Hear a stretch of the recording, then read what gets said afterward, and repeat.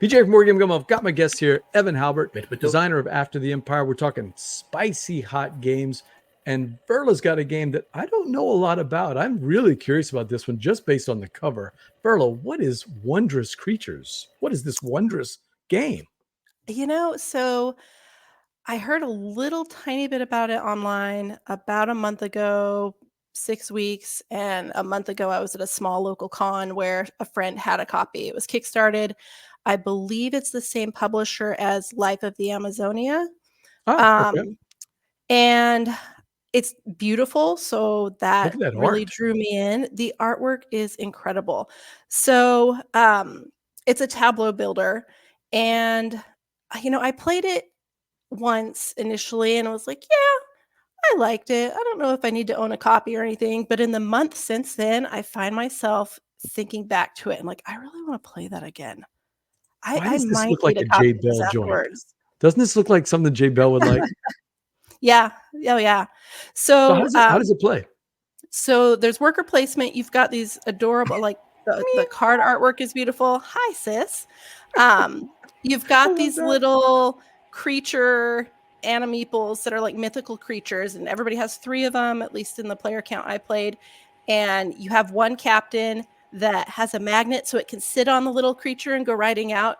And you take turns putting your creature out on this board, and depending on where you place it on these hexes or what it's touching, you end up collecting resources. Yeah, kind of out there. I'm trying to get a good shot And of the board. I can't seem to find one. There's a blurry the one. resources let you get cards. I think there's other way to get cards. Like I said, this was a month ago. I've only played it once. There's these little like dragon eggs that you can collect, and they help you with different scoring aspects. And it reminded me a lot in some ways, just the tableau building of Everdell and just the Okay. makeup of the cards. And I love the I would have beauty of thought you would have said Everdell, don't get Flamecraft. me wrong, but no, Nope. Okay. not really. Gameplay wise, so Everdell with building your tableau and just kind of the way the cards themselves are laid out and the resources and everything. And as much as I love Everdell for how cute it is, and I do like the gameplay, but I don't find myself going back to it because I get really frustrated. I feel like it's really hard to get an engine going, at least every game I've ever played. With Wondrous Creatures, I felt like, hey, I can actually do stuff here Oh, from the get-go.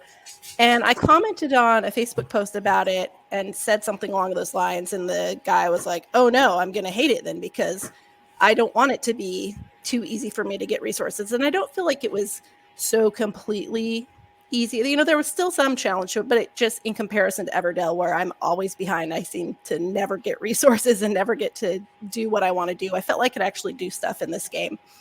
And you're trying to get those little gold trophies. You're trying to, underneath it, there's some like end game scoring gold cards, things like, just kind of your standard, but it's really, really pretty. And it was really fun. And the creatures are so cute. And the more I think about it, the further out from a month ago, I'm like, I do want to play that again. I might need to track down a copy. it's funny that she says that, Steve and Evan, because I was just thinking about this morning, and I apologize. I can't remember the name of the game, but it was a game that me and Jared played a couple of weeks back where we did almost everything we wanted to do in the game, tons of resources. We built out our boards.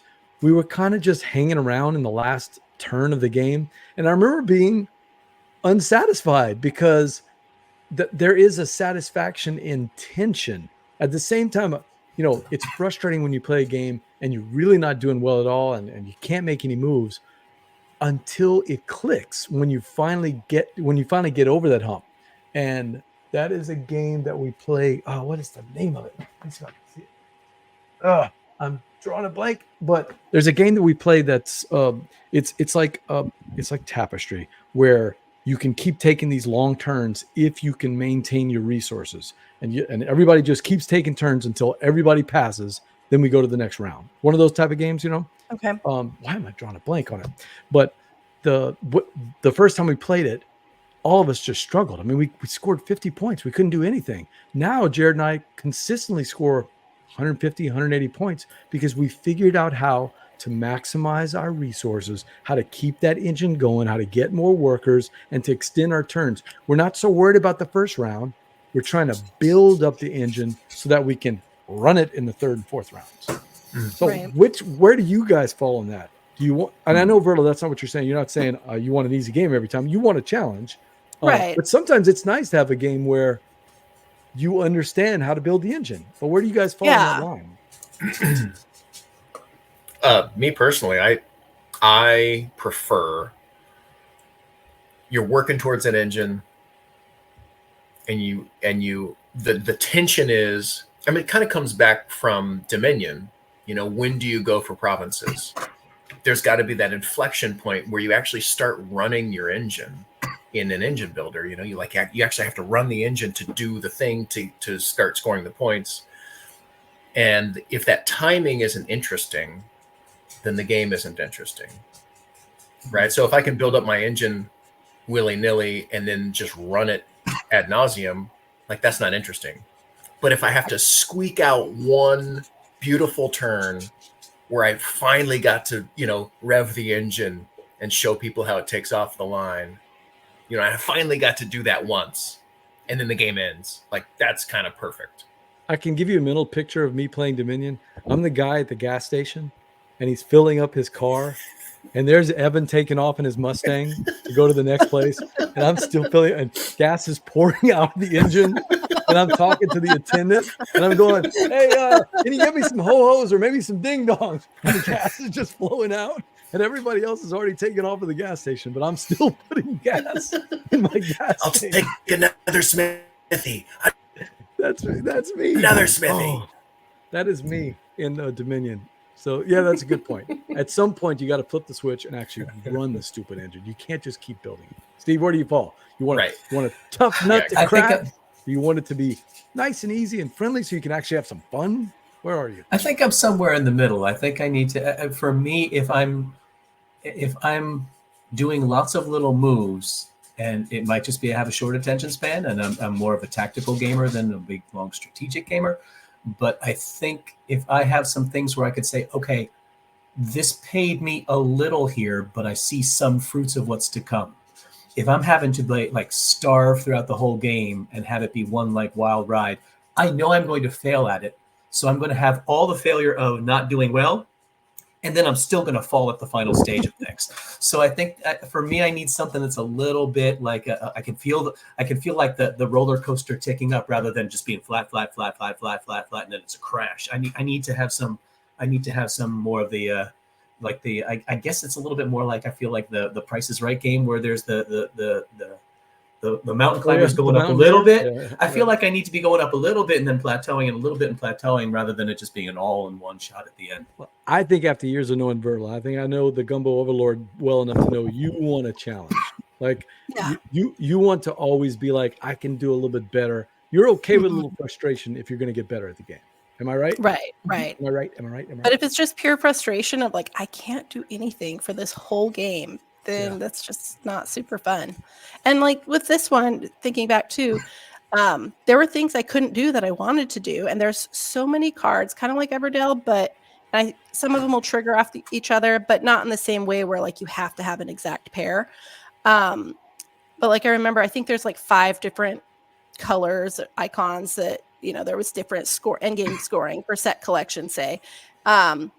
And anytime I had a chance to get cards, I could never get one of the 5 colors. So I got to the end of the game. I wasn't able to score that at all. I was like, oh, how did this happen? I got to try better and try and get a hold of those next time. They need to come out for my turn. I can think of one right now. Res Arcana is one. I actually bought a copy because I'm so frustrated. I have never figured out how to play that game. And you were talking about the frustration. I would like to actually do something. Like, everybody else is doing all these fun things with cards, and I'm just like, okay, I'm gonna pass again. I don't know what I'm doing.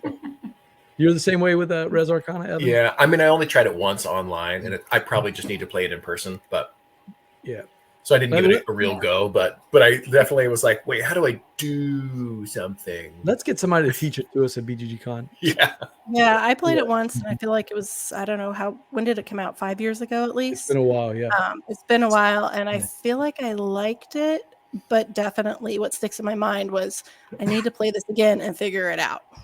Well, when it comes to Wondrous Creatures, you have me at two things. The art is absolutely gorgeous. So It's so if we see it stunning. at BGG Con, I would like to try it. But also, you said dragon eggs. That's all. Yes. I'll play it. Yes. It's got dragon eggs. I'll play it. So It's got dragon eggs. It's got like an owl bear. I want to say it was one of the creatures. All these cute little mythical creatures. It's so gorgeous. So that's Wondrous Creatures from Stunningly Bad beautiful. Comet Games. Bad Comet Games, by the way, has been getting a lot of pub lately. Jeremy from the Gumbo here in Acadiana, he likes these Bad Comet Games. So this is one we need to check out. 40 to 80 minutes and a 3-weight on BGG. That's like right in my wheelhouse. I mean, that's right in there. Yeah, it's a 1 hour wonder Mhm. and it's a 3 Yeah. right at Concordia's weight. I'm telling you, Mhm. we should get Jeremy. I bet Jeremy already knows. Well, you already know how to play, so maybe you could teach us. That would be fun. That is I'll Wondrous see what I can Creatures. do.